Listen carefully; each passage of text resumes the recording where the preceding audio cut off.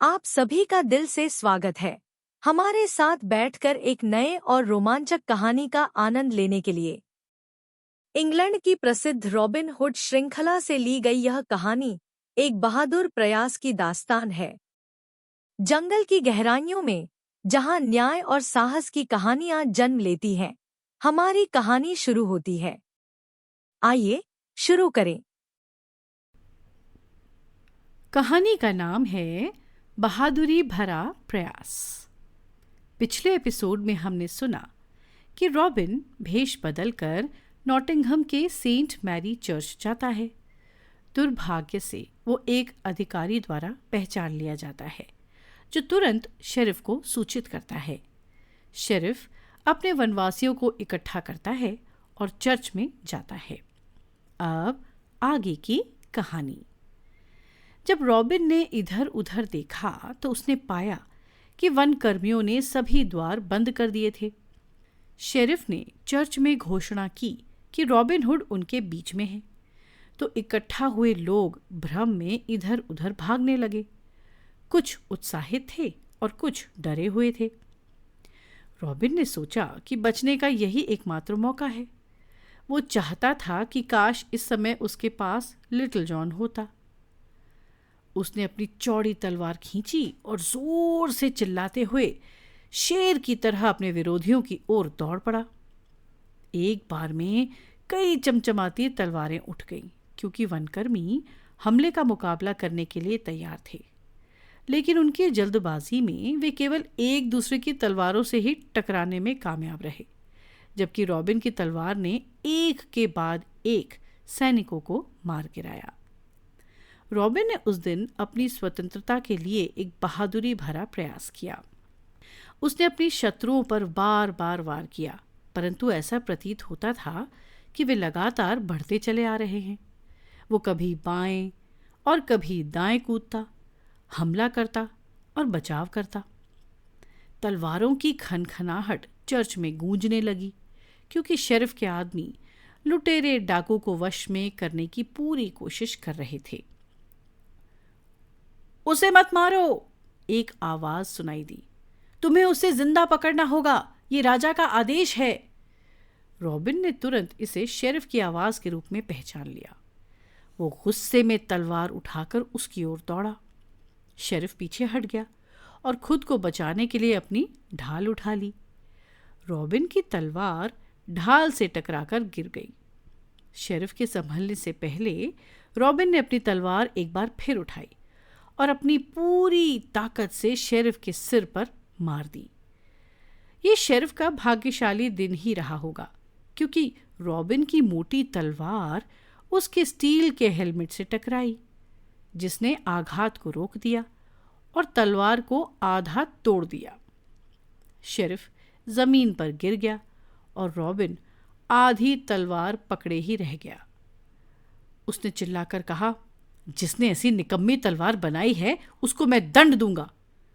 उसने एक वनपाल पर छलांग लगाई, लेकिन किसी ने उसे पीछे से धक्का दे दिया और वो जमीन पर गिर गया। वनवासी जो इस अवसर की प्रतीक्षा कर रहे थे, उन्होंने खुद को उस पर फेंक दिया और उसे जमीन पर गिरा दिया। उन्होंने उसे हिलने नहीं दिया जब तक कि उसे रस्सियों से कसकर बांध नहीं दिया गया। इस समय तक शेरिफ अपने पैरों पर खड़ा हो गया। झटके के बल से थोड़ा उसे चक्कर आ रहा था, लेकिन फिर भी वो खुश था कि उसने अपने सबसे बड़े दुश्मन को पकड़ लिया था। उसे ले जाओ, शेरिफ उल्लास में चिल्लाया, और उसे सबसे गहरी, सबसे अंधेरी काल कोठरी में बंद कर दो। 2 पहरेदार रात दिन उसकी निगरानी करें। उसकी आज्ञा का पालन किया गया और रॉबिन को एक काल कोठरी में फेंक दिया गया, जहां केवल थोड़ी सी रोशनी छन कर आती थी। दीवारें 7 फीट मोटी थीं और दरवाजे को 3 तालों से बंद किया गया था। अब वो नहीं बच सकता, शेरिफ हंसा। मैंने मजबूत चोर को एक मजबूत जेल में डाल दिया है। लेकिन आपने उसे जेल में क्यों रखा है? अधिकारी ने पूछा, जो रॉबिन के प्रति घृणा से जल रहा था। मैंने आपको कई बार धमकी देते हुए सुना है यदि आप उसे पकड़ लेंगे तो आप उसे फौरन फांसी के फंदे से लटका देंगे। मैं ऐसा ही करता अगर ये मेरा अकेला फैसला होता, शेरिफ ने कहा। क्या? शेरिफ के अधिकार पर सवाल उठाने की हिम्मत कौन करेगा? अधिकारी ने हैरान होते हुए पूछा। ये वही है जो हम सबके ऊपर है, शेरिफ ने उत्तर दिया। ये हमारा राजा है जिसने आदेश भेजा है कि रॉबिन को पकड़ लिया जाना चाहिए और उसे फांसी नहीं दी जानी चाहिए। उसने इस दुष्ट के बारे में इतना सुना है कि वो उससे मिलना चाहता है। अधिकारी कुछ देर तक कुछ नहीं बोला। ऐसा लगा जैसे कि वो किसी गहरी सोच में हो। अंत में उसने कहा, सर शेरिफ, क्या वह मैं नहीं था जिसने डाकू की पहचान की और आपको सूचित किया? हाँ, वो तो तुम ही थे, शेरिफ ने सहमति व्यक्त की। फिर क्या यह हक मुझे नहीं है कि हमारे राजा को उसके पकड़े जाने के बारे में मैं ही सूचित करूं? अधिकारी ने पूछा। वास्तव में? शेरिफ ने कहा, जो बहुत उदार मूड में था। और अगर राजा से कोई इनाम प्राप्त करना है तो आप सही हकदार हैं। आपने मेरी एक मदद की है और मैं अपने दिल से आशा करता हूं कि आपको भरपूर प्रतिफल मिले। मैं आज दोपहर राजा को लिखूंगा, उन्हें घटनाओं के बारे में सूचित करूंगा। मैं पत्र में आपकी सिफारिश करूंगा। अधिकारी ने खुश होते हुए कहा, फिर मैं उस पत्र को अपने साथ ले जाऊंगा जब मैं कल सुबह राजा से मिलने के लिए निकलूंगा।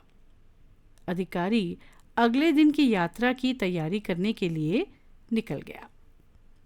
रॉबिन के पकड़े जाने के दिन नॉटिंघम शहर में बड़ा हंगामा हुआ। जो लोग चर्च में मौजूद थे उनके चारों ओर बड़ी भीड़ जमा हो गई, जो डाकू के पकड़े जाने के बारे में जानना चाहते थी। फिर भी ये खबर नॉटिंघम के फाटकों के बाहर किसी तक नहीं पहुंची, क्योंकि शेरिफ ने फाटकों को बंद करने और बैरिकेडिंग करने का आदेश दे दिया था और पहरेदारों से कहा था कि किसी को भी अंदर या बाहर जाने की अनुमति नहीं है। वो पहले शाही आदेशों के उस तक पहुंचने की प्रतीक्षा करना चाहता था। अगर कोई गेट से बाहर नहीं निकलता है तो मुझे यकीन है कि रॉबिन अभी भी अंदर है, और अगर कोई प्रवेश नहीं करता है तो मैं आश्वस्त हो सकता हूं कि रॉबिन के आदमी अंदर नहीं घुसेंगे और अपने मालिक को बचाने की कोशिश नहीं करेंगे। उसने मन ही मन सोचा।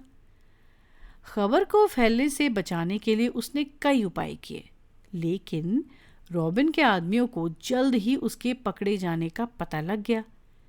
इसके लिए मोची लोब जिम्मेदार था। रात होते ही लोब अपनी छत पर चढ़ गया, जो गांव की दीवारों से जुड़ी हुई थी, और रॉबिन के कट्टर समर्थक 2 आदमियों की मदद से वो दीवार पर चढ़ गया और रस्सी की मदद से दीवार को फांद गया।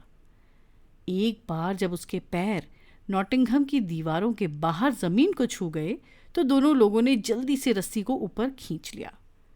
फिर लोब जितनी तेजी से शेरवुड वन में जा सकता था उतनी तेजी से उस ओर दौड़ पड़ा, और वहां पहुंचकर उसने सबको रॉबिन के पकड़े जाने की खबर दी। अगले एपिसोड में हमसे जुड़े ये जानने के लिए कि क्या होता है जब लिटिल जॉन और अन्य डाकू लोब की खबर सुनते हैं। इस कहानी से हमें सीखने को मिलता है कि सच्चाई और न्याय के लिए लड़ना हमेशा सही होता है। आप इस कहानी संग्रह और दुनिया भर की अन्य कहानियों का आनंद लेने के लिए स्टोरी वेव्स ऐप को एप्पल या एंड्रॉयड ऐप स्टोर से डाउनलोड कर सकते हैं। एक स्टोरी वेव्स सब्सक्रिप्शन महज $1 से कम प्रति माह है, जो आपके परिवार के लिए गुणवत्तापूर्ण कहानियों को लाने का सबसे सस्ता तरीका है। सभी नए कहानियां स्टोरी वेव्स ऐप पर उपलब्ध हैं और सबसे रोमांचक सामग्री केवल ऐप पर ही मिलती है। आप YouTube चैनल को सब्सक्राइब करें और स्टोरी वेव्स को इंस्टाग्राम, टिकटॉक और स्पॉटिफाई पर फॉलो करें ताकि आप आगामी सामग्री के बारे में अपडेट रहें। धन्यवाद। आपका यहाँ आना हमारे लिए सम्मान की बात है।